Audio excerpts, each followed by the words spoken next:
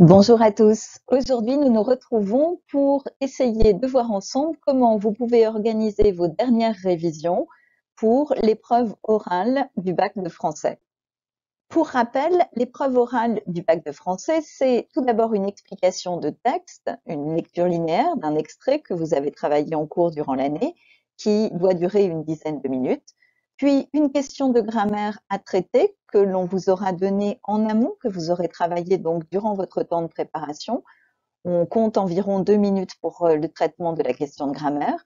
Ensuite, la présentation de l'œuvre que vous avez retenue parmi toutes celles que vous avez lues durant votre année scolaire. On estime que votre exposé doit durer entre 3 et 4 minutes. Et enfin, un très court entretien avec votre examinateur qui durera donc entre 4 et 5 minutes selon le temps qu'aura duré la présentation de votre œuvre. Pourquoi est-ce que je prends le temps de vous rappeler les différentes étapes? Eh bien, pour vous montrer que l'épreuve orale du bac de français, c'est un exercice qui est très rythmé, très précis et qui va évaluer des compétences précises. Autant dire que ce n'est évidemment pas une épreuve dans laquelle vous allez pouvoir improviser quoi que ce soit. Puisqu'il n'est pas possible d'improviser, eh bien, ça veut dire qu'il va falloir réviser. Pour réviser votre oral, le plus simple, c'est tout ce qui concerne la première partie de l'épreuve, c'est-à-dire la lecture linéaire. Vous avez, durant l'année scolaire, travaillé des extraits. Ce que je vous conseille tout d'abord, c'est d'organiser vos révisions de façon à pouvoir consacrer chaque jour un très court temps à la préparation de cette première partie de l'épreuve orale. Chaque jour, vous allez reprendre un des extraits que vous avez travaillé en cours et vous allez le relire en veillant à bien comprendre chacun des détails. C'est le moment de vous interroger sur les passages qui peut-être peuvent poser encore problème. Puisque vous reprenez le texte et que vous le relisez, je vous conseille de le relire à voix haute, ce qui constituera un entraînement pour la lecture à voix haute qui, vous le savez, est évaluée le jour de l'examen. Cette lecture à voix haute, elle évalue évidemment votre capacité à lire sans buter sur les mots, sans vous reprendre trop souvent, mais elle évalue surtout votre capacité à construire le sens de l'extrait en adoptant une intonation qui est adaptée à l'extrait en question. Donc autant vous entraîner dès maintenant. Je vous propose ensuite, une fois que vous avez relu l'extrait, de relire l'explication de texte qui a été faite en classe ou qui a été distribuée par l'enseignant selon la façon dont vous avez travaillé en cours. Quand vous relisez cette explication de texte, vous allez faire une fiche de révision. Cette fiche de révision, je vous propose ici un modèle. L'auteur, le titre de l'œuvre, quelques mots pour situer l'œuvre, le siècle, éventuellement le mouvement dans lequel s'inscrit l'œuvre, et puis quelques mots pour situer le passage. Vous notez ensuite les mouvements du texte, vous notez la problématique que vous avez retenue en classe, et puis, à la suite de tout cela, les principaux enjeux du passage. Et pourquoi pas quelques faits remarquables, c'est-à-dire des passages pour lesquels vous vous dites qu'il serait bon d'insister un petit peu plus longuement sur ceci au moment de l'explication de texte. Ça veut dire que votre fiche de révision, elle va ressembler à quelque chose comme ça. Le fait de réaliser cette fiche de révision va finalement ancrer dans votre mémoire des choses que vous avez déjà vues. Vous pouvez, si vous voulez vous livrer à un travail d'apprentissage par cœur, parce que cela vous rassure, apprendre cette fiche au moins jusqu'à la problématique. Ce qui veut dire que vous connaîtrez pour chaque extrait que vous avez étudié en cours, la problématique, les mouvements et de quoi faire l'introduction. Pour le reste, vous saurez faire le jour de l'examen puisque vous vous êtes déjà entraîné et que vous avez révisé.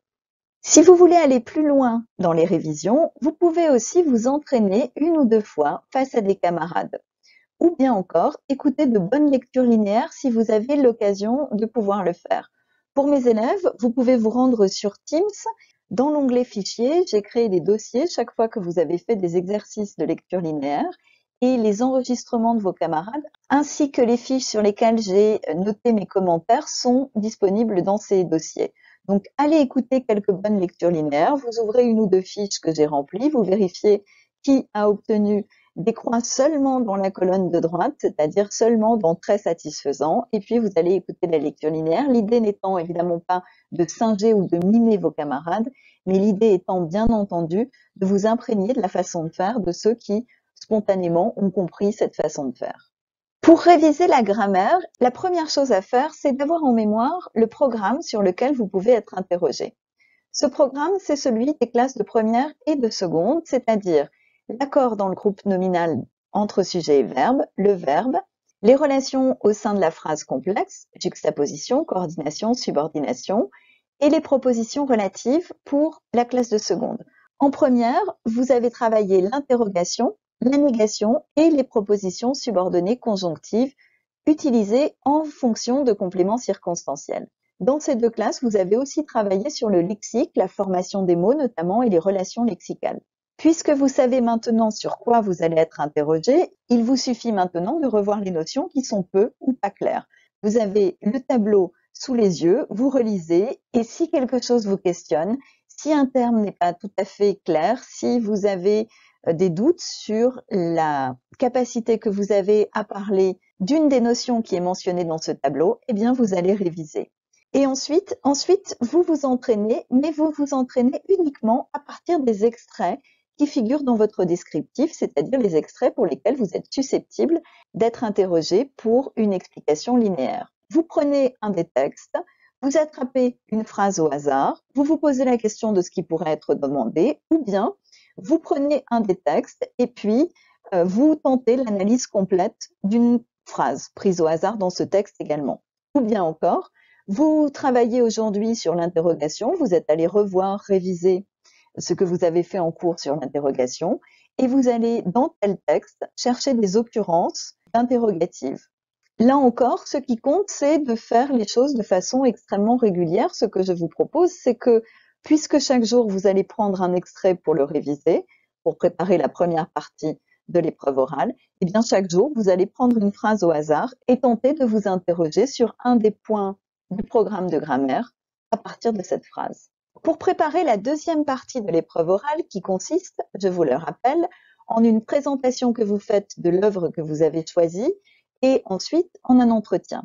Ce que je vous propose évidemment tout d'abord, c'est de préparer votre présentation. Vous disposez pour faire celle-ci de quelques minutes, entre 3 et 4 minutes, ce qui veut dire qu'il va vous falloir aller directement à l'essentiel.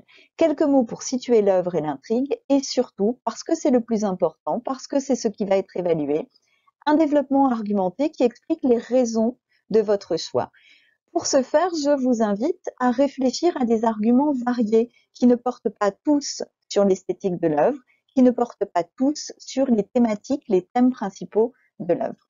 Je vous invite également à relire de temps en temps quelques passages de l'œuvre. Vous l'avez à côté de vous sur votre table de nuit et chaque fois que vous allez vous coucher, vous prenez le livre, vous l'ouvrez à une page, n'importe laquelle, vous relisez un court passage simplement pour entretenir cette relation un peu privilégiée que vous avez eue à l'œuvre et qui fait que vous l'avez élue parmi tant d'autres. Je vous invite également à faire quelques recherches qui vous seront très utiles dans l'entretien pour pouvoir situer l'œuvre dans son temps, dans son mouvement littéraire et culturel, si tant est que vous pouvez rattacher l'œuvre à un mouvement particulier, et dans son genre. Et enfin, je vous invite, et c'est sans doute ce qui fera la différence entre une bonne prestation et une excellente prestation le jour du bac, à faire preuve de curiosité intellectuelle. Allez lire, allez feuilleter, même si vous ne les lisez pas jusqu'au bout, d'autres œuvres du même auteur, d'autres œuvres sur le même thème, voire des mises en scène, des adaptations cinématographiques de l'œuvre que vous avez choisie, ou bien écouter des lectures. Faites des recherches sur l'auteur, essayez de trouver des anecdotes amusantes.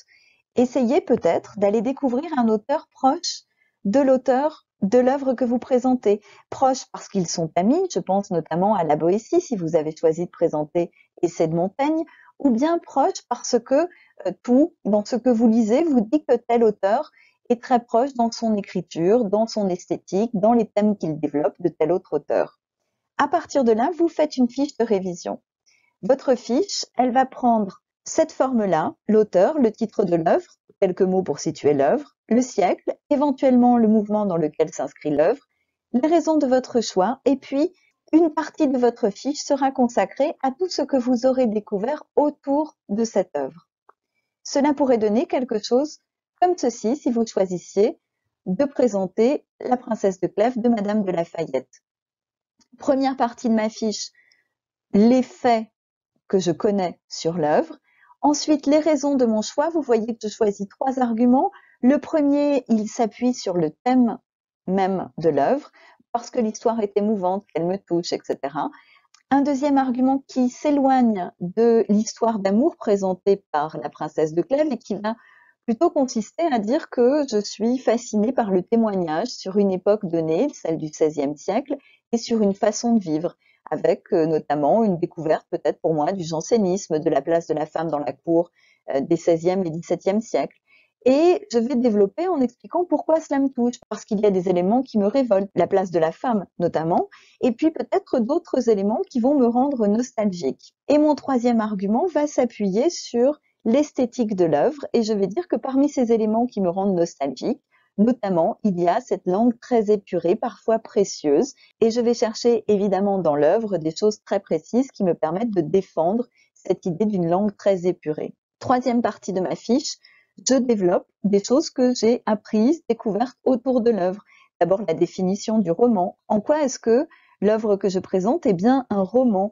Et dans quelle mesure est-ce que cette œuvre est aussi un petit peu à la limite de ce genre du roman? Je mets quelques mots sur le mouvement et le fait que l'œuvre s'inscrit bien dans un mouvement, mais qu'elle est aussi un petit peu en marge de ce mouvement. Je mets quelques mots de l'adaptation cinématographique de Jean Delannoy et puis je dis en quelques mots, entre parenthèses, ce que j'ai pensé de cette adaptation. Est-ce que ça correspondait à ce que j'avais en tête quand j'ai lu l'œuvre? Est-ce que cette adaptation m'a plu? Est-ce qu'elle m'a déplu? Est-ce qu'elle m'a déçu? Enfin, je fais référence à une autre œuvre de Madame de La Fayette que j'ai lue ou que j'ai feuilletée, ou bien peut-être à quelques passages de tragédie classique, notamment Racine, qui est aussi janséniste, et donc j'ai eu la curiosité d'aller feuilleter quelques œuvres, même si je ne les ai pas lues intégralement. Voilà ce que je vous conseille pour la préparation de la deuxième partie de l'épreuve orale du bac de français. Dans tous les cas, vous organisez calendrier en main à partir du temps qu'il vous reste. Selon qu'il vous reste 4 semaines, 3 semaines, 2 semaines ou 1 semaine, évidemment, le temps de travail que vous passerez chaque jour sur ces révisions sera différent.